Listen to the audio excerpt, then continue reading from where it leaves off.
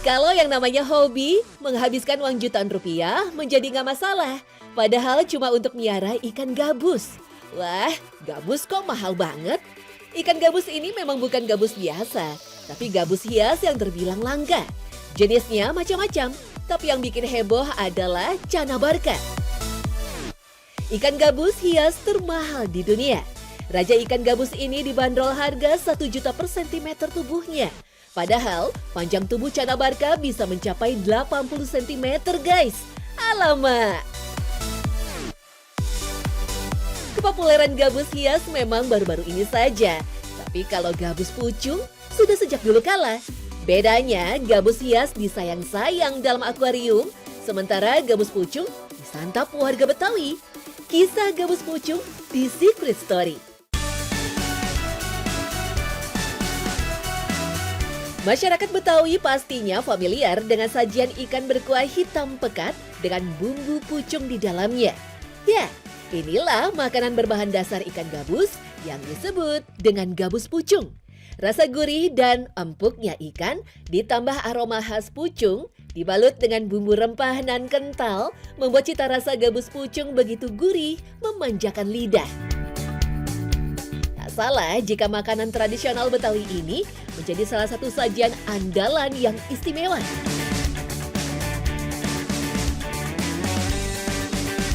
Dahulu gabus pucung merupakan makanan keseharian suku Betawi.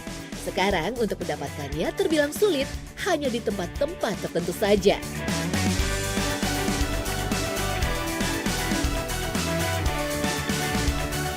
Gabus pucung itu kebanyakan di daerah timur sampai Bekasi, daerah pinggiran.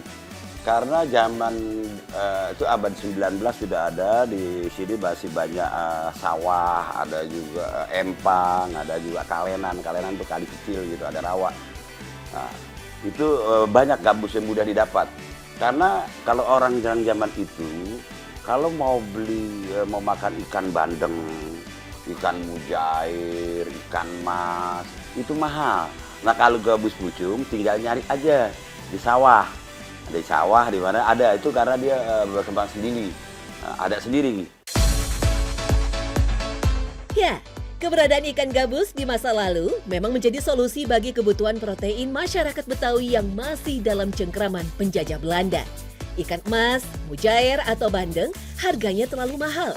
Hanya tersaji di meja-meja orang Belanda atau kaum ningrat saja. Saking mahalnya harga ikan, jika ada yang membelinya, akan dipamerkan dulu pada tetangga di sekeliling kampung. Bikin ngiri pastinya. Banyaknya populasi ikan gabus di sekitar rawa sungai di Batavia menjadi solusi bagi warga Betawi. Mereka lalu menangkapnya dan diolah menjadi sajian melegenda yang disebut gabus pucung. Karena kan kalau dia pakai bandeng, itu makanan mewah di kalangan Betawi. Sampai kalau kita beli bandeng, umpamanya di pasar buncit, itu nggak dibungkus. Itu ditenteng, bandengnya pakai tali bambu, ditenteng. Bisa keliling kampung dulu sebelum bawa pulang. Karena apa? Makanan mewah. Nah kalau gabus pucung, nah itu makanan terakhir lah kan. Istilahnya mau coba makan enak, tapi sekarang gabus pucung malah jadi mahal. Nama gabus pucung diambil dari dua bahan utama pembuatnya, yaitu ikan gabus dan pucung atau kluwek, yang disebut juga kepayak. Layaknya sop, gabus pucung memang disajikan berkuah dengan tambahan beberapa jenis sayuran, seperti wortel, daun bawang, dan kol. Penggunaan pucung membuatnya berwarna kehitaman. Kunci kenikmatan dari gabus pucung memang pada pemilihan kluwek atau pucungnya. Bumbu-bumbu juga diolah secara manual sehingga menimbulkan cita rasa gurih yang begitu nikmat. Penggunaan pucung juga tak boleh sembarangan karena bisa membuat mabuk. Dari sinilah muncul istilah Betawi mabuk kepayak yang artinya tergila-gila karena cinta. Pucung itu kan sama juga kluwak tuh untuk apa kalau di Jawa Timur tuh untuk makanan. Ya rawon, nah itu pun banyak tumbuh di sekitar pagar-pagar, apalagi di Depok juga banyak. Nah itu jadi mudah. Alasan utama pembuatan gabus pucung di masa lalu adalah karena bahan-bahan utamanya mudah didapat, seperti ikan gabus dan juga pucung. Masyarakat Betawi akhirnya bisa mengkonsumsi sajian berbahan ikan seperti orang-orang Belanda. Gabus pucung dimasak dengan cara menggoreng ikannya terlebih dahulu untuk menghilangkan bau amisnya. Baru kemudian ikan dimasukkan ke dalam kuali besar yang berisi kuah pucung. Warna hitam pada kuah ini murni berasal dari buah pucung. Tidak diberi kecap sama sekali. Sejatinya memang masakan ini tidak boleh menggunakan kecap. Walau bisa menghitamkan makanan, tapi rasanya jelas akan sangat berbeda. Jika sudah dirasa matang, barulah gabus pucung disajikan panas-panas dengan sambal hijau seperti ini. Rasa gurih dan empuknya ikan serta aroma khas pucung dengan racikan bumbu rempah nan kental membuat cita rasanya begitu sedap. Apalagi jika kepala ikannya sebesar ini. Mantap betul.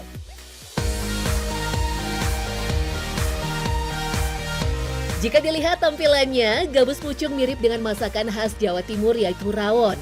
Alasannya, tentu saja karena sama-sama menggunakan kluwek atau pucung sebagai bahan utamanya. Namun, apakah rawon dan gabus pucung saling terkait satu sama lain? Fakta-fakta baru bisa jadi sangat menarik untuk ditelusuri. Zaman Kerajaan Mataram itu ada Brongkos. Brongkos sudah ada. Nah, ketika abad ke-16, Sultan Agung mengekspansi Batavia, ya, dia mengirim mata-mata, membuat berita tentang bagaimana tindak lakunya Belanda ini. Nah, mereka menetap di bantaran sungai, karena tidak boleh masuk ke Batavia. Di pinggiran sungai ini mereka punya budaya sungai. Kemungkinan besar, kajian saya secara empiris, mereka memasak brongkos, memasak rawon dengan bahan-bahan seadanya. Yang pada saat itu susah mengkonsumsi daging, mereka mengkonsumsi ikan-ikan sungai, salah satunya ikan gabus. Gitu loh. Yang akhirnya kita mengenalnya dengan pucung gabus. Sayur gabus pucung merupakan bagian tradisi yang tidak terpisahkan dari masyarakat Betawi yang disebut dengan nyorok, sebagai sajian hantaran penuh kehangatan. Nyorok dalam bahasa Betawi artinya memberi, sebagai simbol tali silaturahmi yang erat antara orang muda dan orang tua. Seperti menghantarkan makanan dari anak ke orang tua pada bulan puasa atau lebaran. Tradisi ini semakin terpinggirkan. Sudah jarang warga Betawi yang bisa menikmati gabus pucung di kota metropolitan Jakarta.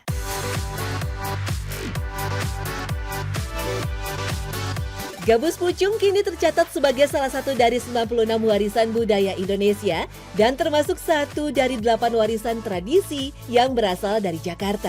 Keberadaannya tentu saja harus dijaga dan dilestarikan. Masifnya pembangunan kota membuat habitat ikan gabus di Jakarta semakin berkurang. Ikan gabus menjadi sulit didapat. Kalau ada, harganya pun menjadi mahal.